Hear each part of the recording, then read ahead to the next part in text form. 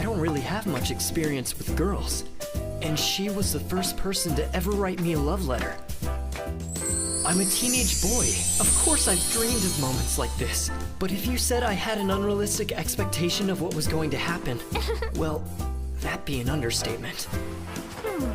Because...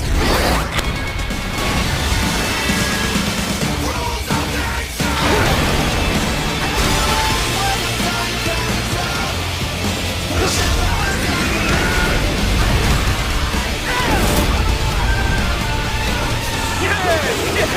Swing it wide open!